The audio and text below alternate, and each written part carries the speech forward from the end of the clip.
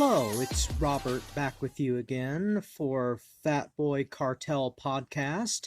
Like, share, subscribe, hit the notification button, and do all those wonderful YouTube things for Mr. Eric Hopkins and crew. Shout out to you. Good to be back once again. This time we're going to take a detour. We're not going to be talking about professional wrestling today, although you could apply any kind of storytelling to that. We're going to go off into another direction. We're going to talk about Bond, James Bond. I just had to do that. The James Bond franchise is a group of movies that I've always enjoyed. I was introduced to them young. Well, I had to be because they've been around for 60 years.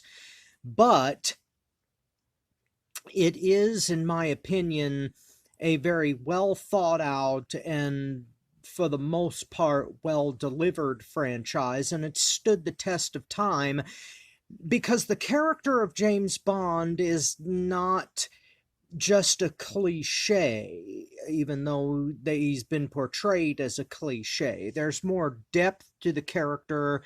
He was born from pulp novels.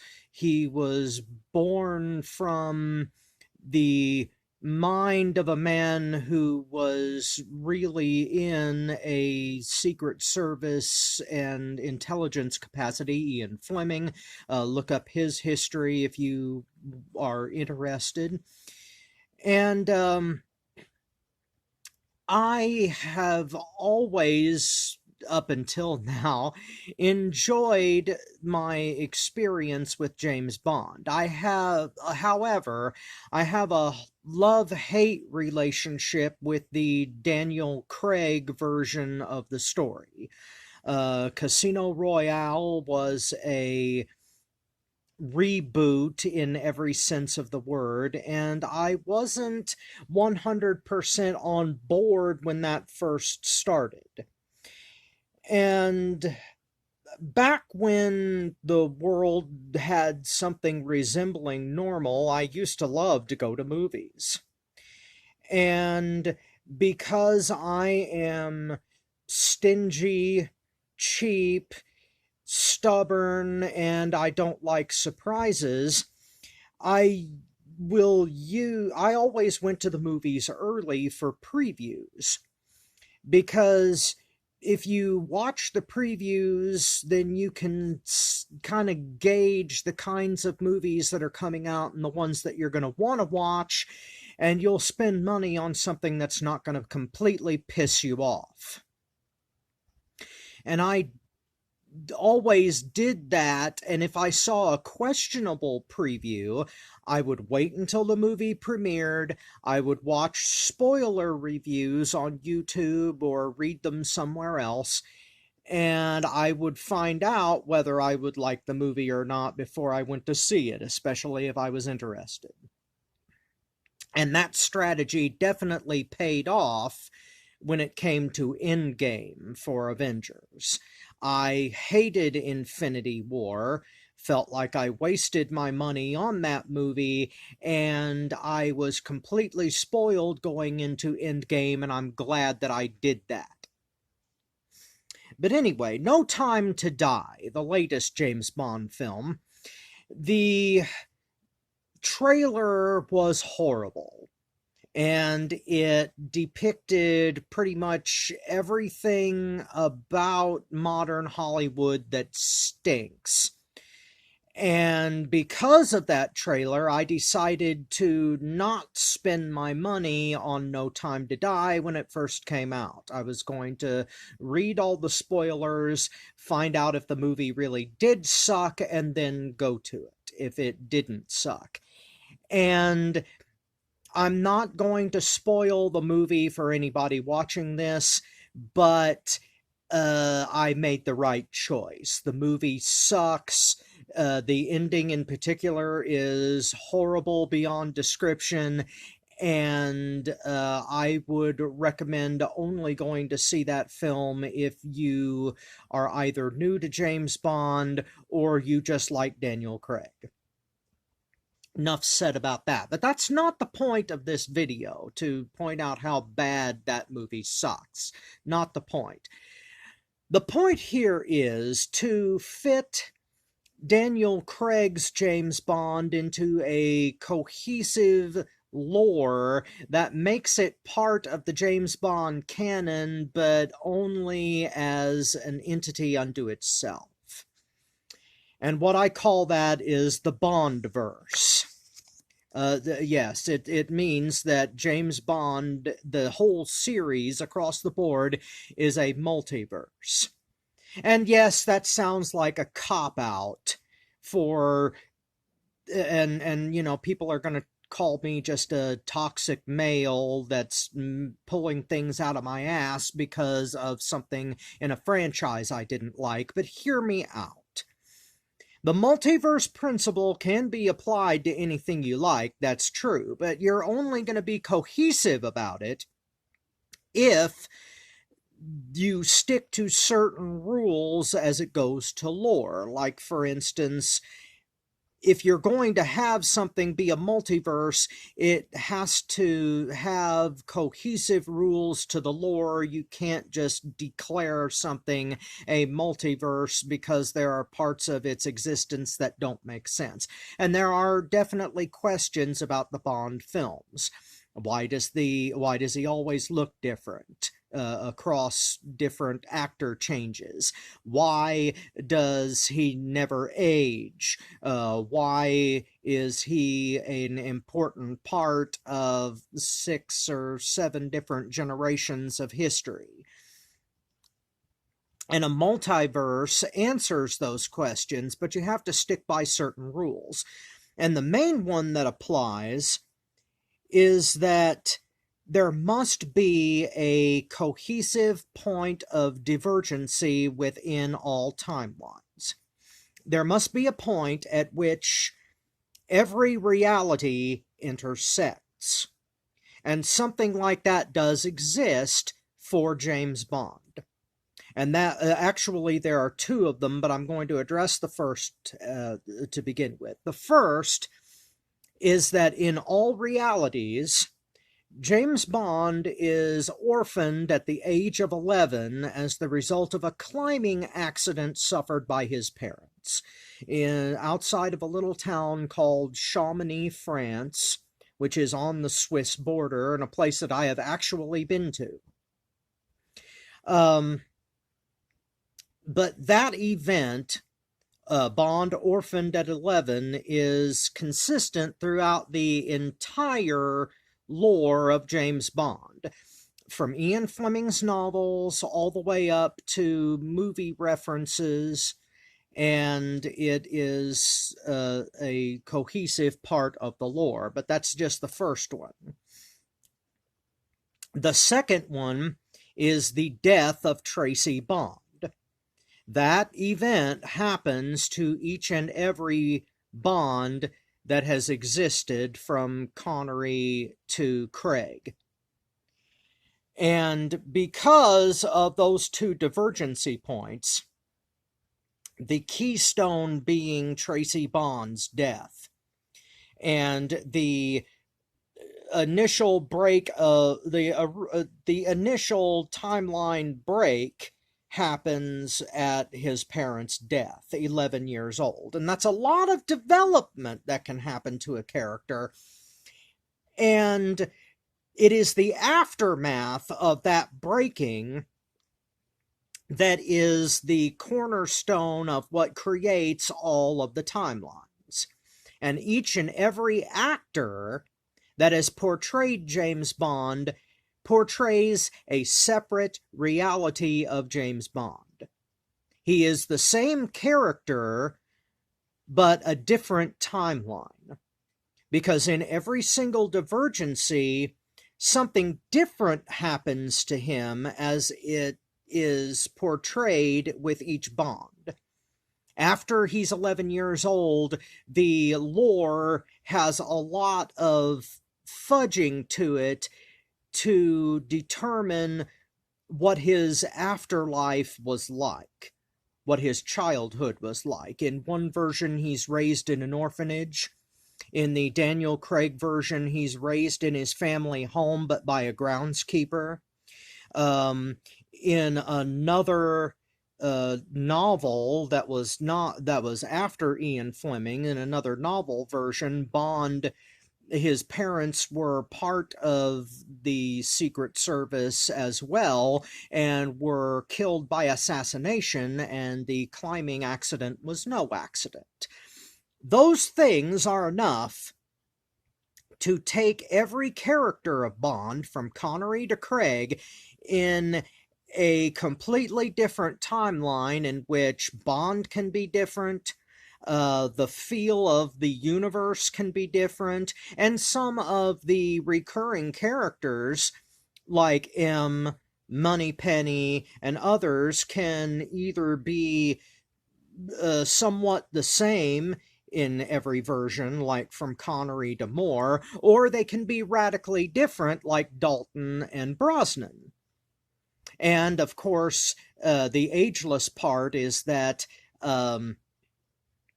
the characters can be aged differently because Andrew and Monique Bond, his parents, could have been either older or younger or from different places, depending on the change in the consistency of the lore. And that is most definitely true of Dalton, Brosnan, and Craig, because you have to make his parents younger in order to bring him up to current year, which is perfectly acceptable to the lore as long as the climbing accident stays the same, and as long as the event of Tracy Bond being assassinated stays the same, because those are, one is the original divergency point, and the other is the keystone for the attitude of every James Bond. Both of those events happen for every version of Bond, but the outcome is slightly different enough to where it will create a completely different reality. All right, now this is a chart that I drew up in order to make sense of the Bond verse, as I've dubbed it. Now, every single James Bond has a aspect of his personality that is that is expanded upon depending on the differences in what happened to his parents at the beginning of the divergency. Now, the Sean Connery Bond is Bond versus Spectre. If you go back and watch all of the Sean Connery James Bond films, you'll note that his primary villain, the primary reason for his movies, with the exception of Goldfinger, is fighting Spectre, the special executive for counterintelligence, terrorism, revenge, and extortion. Nice little moniker there. Spectre bleeds into the Daniel Craig films, but we'll cover that in a minute. The Roger Moore films I've dubbed Crime Fighter Bond. And the reason is that every villain that Roger Moore's Bond fights is a one-off villain. Basically, it's Bond as superhero, because he faces off against a signature megalomaniac who is either trying to destroy the world or become filthy rich. Timothy Dalton's James Bond is Bond the Avenger. In the two films timeline that Timothy Dalton portrays, he is out for revenge in both of them. the Sanchez in License to Kill, and in the initial one, Living Daylights, he's going after and trying to put justice to the killers of several 00 agents. He was going after revenge for his fellows in arms. Pierce Brosnan, who happens to be my favorite version of James Bond, has a timeline that is the post-Cold War James Bond. It portrays what James Bond would be after the fall of the Soviet Union and after his initial purpose as a Cold Warrior was done. And in that film, you can see the influences of it throughout, because they cover all the different aspects of the Cold War's aftermath.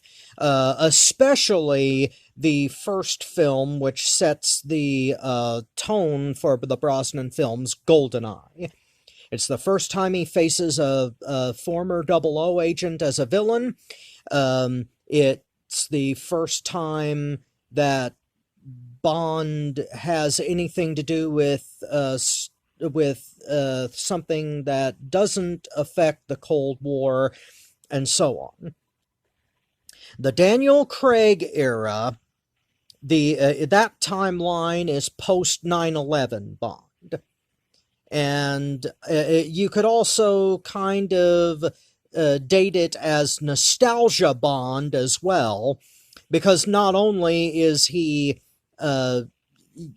made younger due to the shift in timeline, but it's also a reboot that tries to reconnect the other aspects of these James Bond films. There are a lot of back references and nostalgia references in the Craig series that kind of acknowledge that the other timelines exist, but it's his own separate timeline. And it also breaks the damned lore, which makes it kind of the orphan child of this timeline.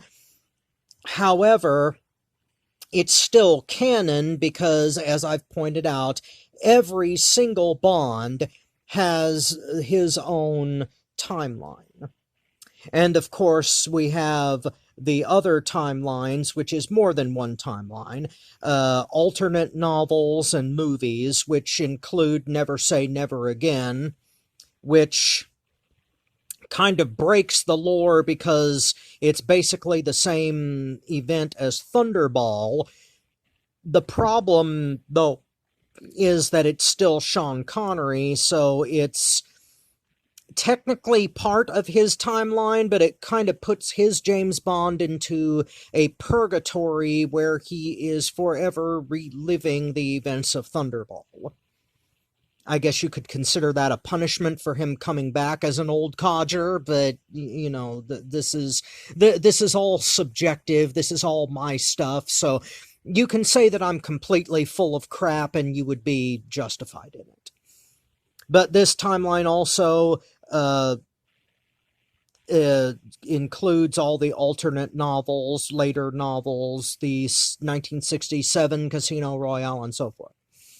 Now, you'll notice that I have left out one particular person, and that's because this pick is kind of controversial, and we'll bring it all the way back up to the top.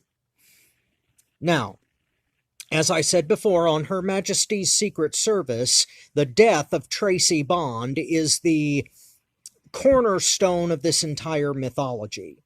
It is the event that happened to all of these Bonds, but it was never portrayed, because the circumstances surrounding it are always different, and of course in the Craig universe, Tracy Bond is replaced by Vesper Lynn as part of the Casino Royale timeline, but still, we're talking about the event of Bond losing the woman that he truly loves, and it basically makes him a man whore because he can't cope and his job destroys his psyche.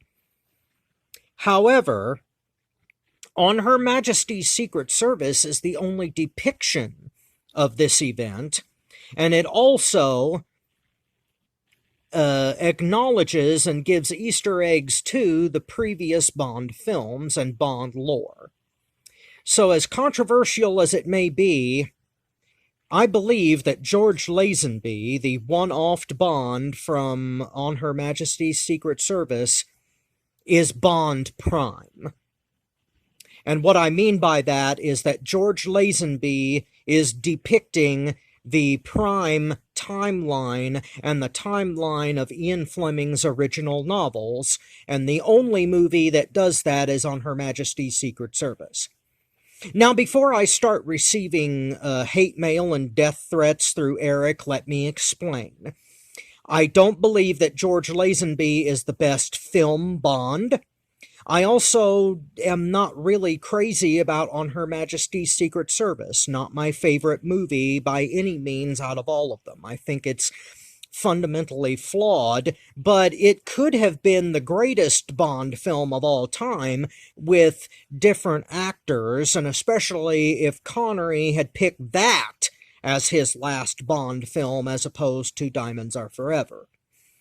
What I am saying is that George Lazenby, out of all of these other Bonds, is the only one that is the James Bond of Ian Fleming's novels.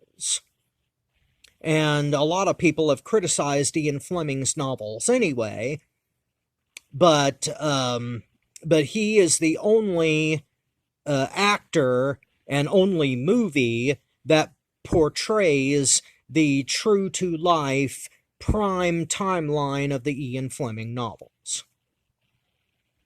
Now, you can say that I'm completely full of crap and that this is just a excuse to write out of canon something that I didn't like in a movie. And maybe you're right, maybe I'm just a toxic incel, but that is also in the eye of the beholder.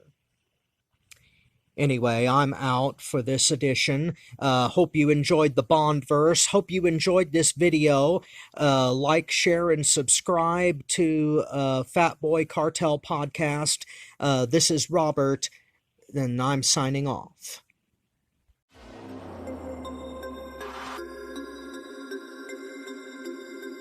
Target